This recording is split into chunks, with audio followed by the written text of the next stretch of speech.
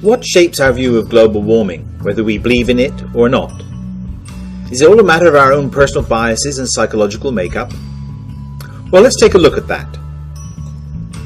How do our personal biases affect what we see?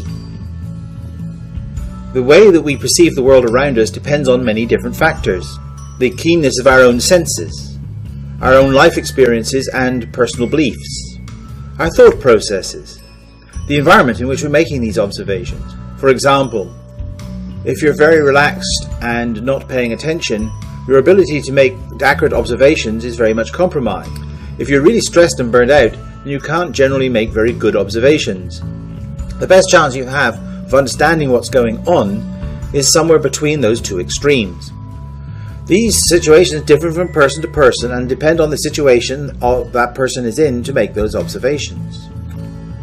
Here is the annual global temperature anomaly for the last 135 years. What do you see? Looking at these same data, some see a decline from 1998 onwards. Others see no change from 1998 onwards. Some see an overall disastrous rise. Some see a steady, slow rise superimposed upon the natural ups and downs of climate variability. I, by the way, am in that latter category. So how do we avoid these biases? Well, we can let math do the job. There are certain statistical analysis techniques that allow you to determine independently what the trend is in the data. Here I've used a simple linear least squares fit to find out what the trend is overall in the data from 1910 to 2015. And the overall trend there is an increase in temperature of about 0.1 degrees centigrade per decade.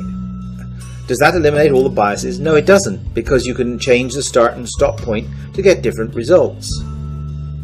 I didn't need to necessarily use a linear algorithm. I could have used a exponential or a logarithmic algorithm to do this, and I would get a different shaped curve. And then there's the statistical weight you put on each point. One of these points has an uncertainty associated with them, and that should be included in the calculation, and in this case it was not. If you look through the data and take short time steps, you can find a decline all the way through this general increase. Similarly, you can take arbitrary points and just draw a straight line across the graph to a similar point sometime in the future and say there's been no change in temperature over that time period. All of these techniques are therefore flawed. Is there another way of doing this? How can we remove these biases? Well, one way would be by choosing a large independent group of experts in statistical analysis and let them analyze the data themselves and see what conclusions they come to. However, those experts themselves may have biases about global warming. So how do we get rid of that? Well, by not telling them what the data is. In fact, by telling them it is something entirely different. That would remove the biases that they have about global warming. They then analyze the data themselves and come to certain conclusions. And we can compare those conclusions with the groups of both pro and con global warming. We can ask these independent experts whether the conclusions drawn by each side are supported by the data or not supported by the data, and is the data sufficiently good to base policy on. This is exactly what was done by the University of Bristol. They gathered climate data for temperatures, sea ice, extent, etc. over a number of years. They then rebranded them as annual financial statements for various corporations and various demographic changes. They then disguised the conclusions from both of the skeptics and the mainstream climatologists, then asked the experts which of these were supported by the data and which were not. Let's take an example of what they did. We'll take an example of a change in glaciation. The original statement made by many of the anti-global warming folks is that glaciers are growing, not retreating. And almost all of our glaciers are growing. Here is a sample of data from glaciers that have been monitored very closely for a number of years. This was rebranded to say that these data were a change in the rural population of a particular country. So the statements were now changed to our country's rural population is growing, not shrinking, and almost all rural villages are gaining in population. The experts were then asked of these data, do the data confirm these claims? Are the claims misleading? Do the data contradict the claims? Are the data sufficiently good to be able to base policy on? Well, How did the experiment turn out? They used two independent groups of experts. The results from both groups were the same. They considered 6 different scenarios for the experts to analyse.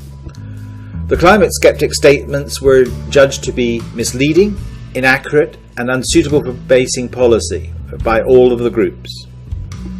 The climate experts' statements were judged to be accurate and suitable for basing policy. They have conducted this experiment on a number of different subjects over the years and never found such a large diversity between the two camps, with one camp being almost completely right most of the time and the other camp being almost always being wrong. Well, let's see how you do. I'm going to give you a number of statements and see what you think the trend in the data is. In this case, do you see a decrease in the real US middle class income in percentage terms over the last 30 years? In this case, do you see an increase in the value of US businesses in trillions of dollars over the last 130 years, proving that capitalism works? Do you see an increase in sexually transmitted diseases over the last 60 years? In this case, do you see a decrease in traffic fatalities due to the imposition of greater and greater safety measures? In this case, do you see a correlation between the murders by hot objects and the age of Miss America? So let's see how you did. If you answered yes to all of those, you are unbiased and now believe in global warming. Unless, of course, you cheated. Let's go over those individual things and see what actually they were about. So was this a decrease in middle class income? No. It was a change in the thickness of Arctic sea ice over the last 30 or so years. The sea ice in the Arctic has been getting steadily thinner over the last 30 years, and that trend is continuing. Is this an increase in the value of US businesses? No, it's not. This is the increase in mean sea level in millimeters, and as you can see, it's accelerating over that period of time. Was this an increase in sexually transmitted diseases? No. It's a change in the hurricane intensity, the amount of energy put out by hurricanes compared with that of sea surface temperatures. Both are on the increase. Do you see an decrease in traffic fatalities? Well, no, this wasn't that. That was the change in the pH of the ocean. This is the steady acidification of the ocean over the last 30 years, as more carbon dioxide is absorbed into the oceans. Do you see a correlation between murders by hot objects and the age of Miss America? Well, this actually is correct. This is exactly what this is.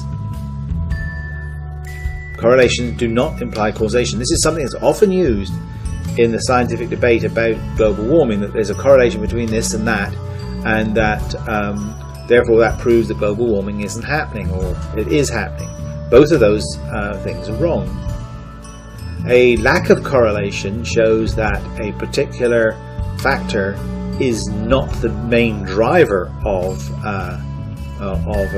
climate change, but a correlation does not necessarily mean that there is a causation, that one effect is causing the other, and that should be remembered in all of this.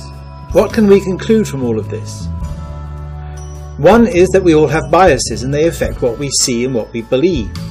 However, in the case of global warming, when you remove those biases by giving the data to some experts in analysis in a double-blind test, they tend to agree with the conclusions drawn by the climatology community, i.e. that global warming is right, as you might expect. And those that are denying global warming are in fact biased in some way, either politically or financially. Until next time, goodbye.